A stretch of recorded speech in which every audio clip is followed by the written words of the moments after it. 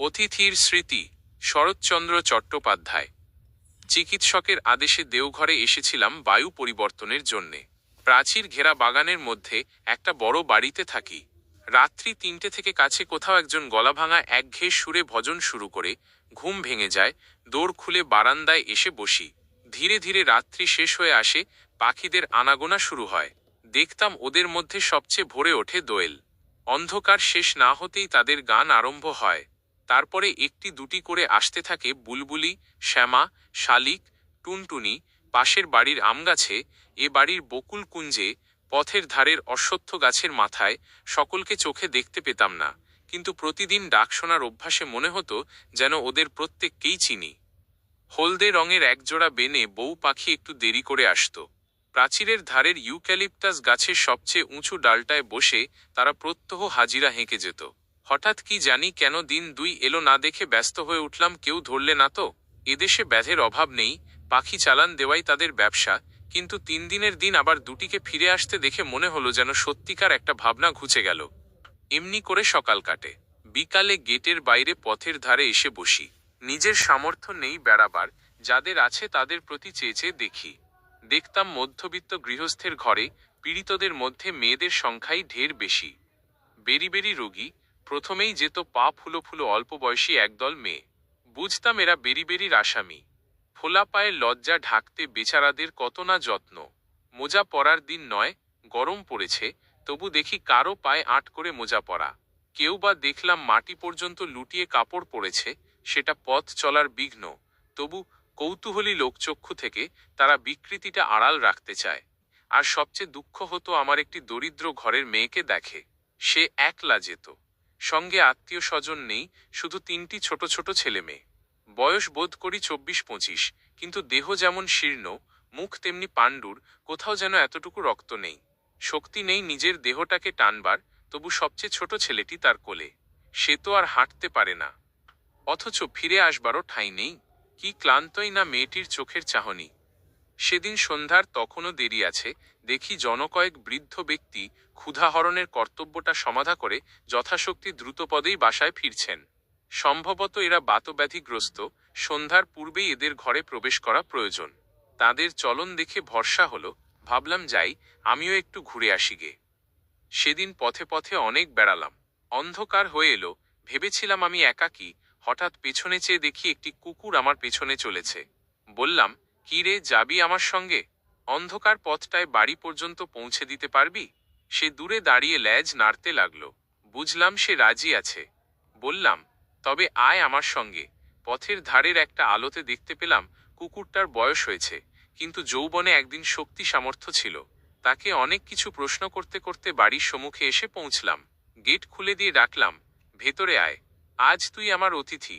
সে বাইরে দাঁড়িয়ে ল্যাজ নাড়তে লাগলো, কিছুতে ভেতরে ঢোকার ভরসা পেল না।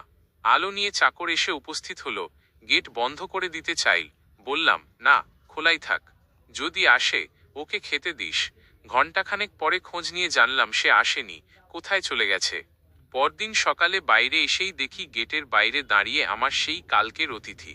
বললাম, কাল তোকে খেতে নেমন্তন্ন করলাম, এলিনে কেন?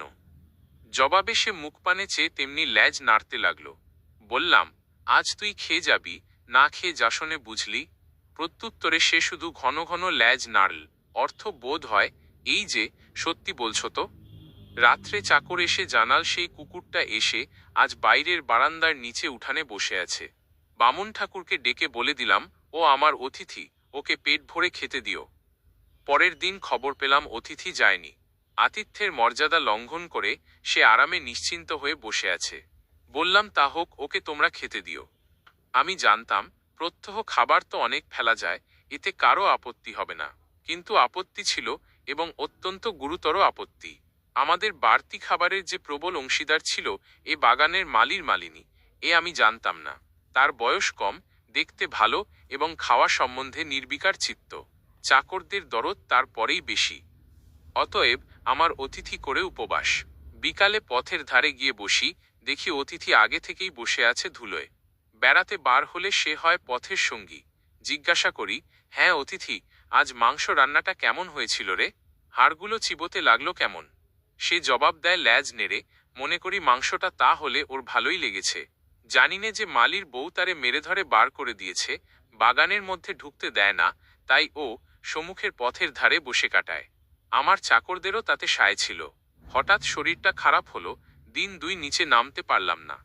দুপুরবেলা উপরের ঘরে বিছানায় শুয়ে খবরের কাগজটা যেইমাত্র পড়া হয়ে গেছে, জানালার মধ্য দিয়ে বাইরের রৌদ্রতপ্ত নীল আকাশের পানে চেয়ে অন্যমনস্ক হয়ে ভাবছিলাম।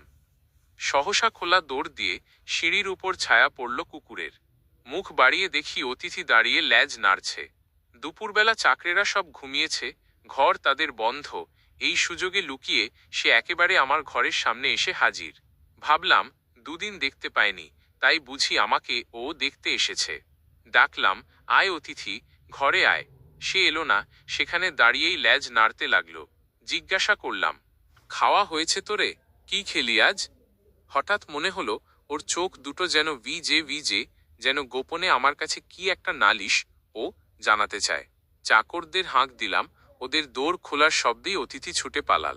জিজ্ঞাসা করলাম, হ্যাঁ রে, কুকুরটাকে আজ খেতে দিয়েছিস? আজ্ঞে না, মালি বউ ওরে তাড়িয়ে দিয়েছে যে। আজ তো অনেক খাবার বেঁচেছে, সে সব হলো কি? মালি বউ চেঁচে পুঁছে নিয়ে গেছে। আমার অতিথিকে ডেকে আনা হলো, আবার সে বারান্দার নিচে উঠানের ধুলোয় পরম নিশ্চিন্তে স্থান করে নিল। মালি বউয়ের ভয়টা তার গেছে। বেলা যায়, বিকাল হলে উপরের বারান্দা থেকে দেখি অতিথি এই দিকে চেয়ে প্রস্তুত হয়ে দাঁড়িয়ে। বেড়াতে যাবার সময় হলো যে। শরীর সারল না, দেওঘর থেকে বিদায় নেবার দিন এসে পড়ল। তবু দিন দুই দেরি করলাম নানা ছলে। আজ সকাল থেকে জিনিস বাঁধাবাঁধি শুরু হলো, দুপুরের ট্রেন। গেটের বাইরে সার সার গাড়ি এসে দাঁড়াল, মালপত্র বোঝাই দেওয়া চলল। অতিথি মহাব্যস্ত, কুলিদের সঙ্গে ক্রমাগত ছুটোছুটি করে খবরদারি করতে লাগলো, কোথাও যেন কিছু খোয়া না যায়। তার উৎসাহই সবচেয়ে বেশি। একে একে গাড়িগুলো ছেড়ে দিলে আমার গাড়িটাও চলতে শুরু করলো। স্টেশন দূরে নয়, সেখানে পৌঁছে নামতে গিয়ে দেখি অতিথি দাঁড়িয়ে। কি রে, এখানেও এসেছিস? সে ল্যাজ নেড়ে তার জবাব দিল, কি জানি মানে তার কি। টিকিট কেনা হলো, মালপত্র তোলা হলো, ট্রেন ছাড়তে আর 1 মিনিট দেরি। সঙ্গে যারা তুলে দিতে এসেছিল তারা বকশিশ পেল সবাই, পেল না কেবল অতিথি। গরম বাতাসে ধুলো উড়িয়ে সামনেটা আচ্ছন্ন করেছে। যাবার আগে তারই মধ্য দিয়ে ঝাপসা দেখতে পেলাম, স্টেশনের ফটকের বাইরে দাঁড়িয়ে একদৃষ্টে চেয়ে আছে অতিথি। ট্রেন ছেড়ে দিলে বাড়ি ফিরে যাবার আগ্রহ মনের মধ্যে কোথাও খুঁজে পেলাম না।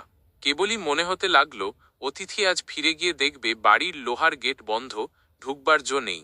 পথে দাঁড়িয়ে দিন দুই তার কাটবে, হয়তো নিস্তব্ধ মধ্যাহ্নের কোনো ফাঁকে লুকিয়ে উপরে উঠে খুঁজে দেখবে আমার ঘরটা।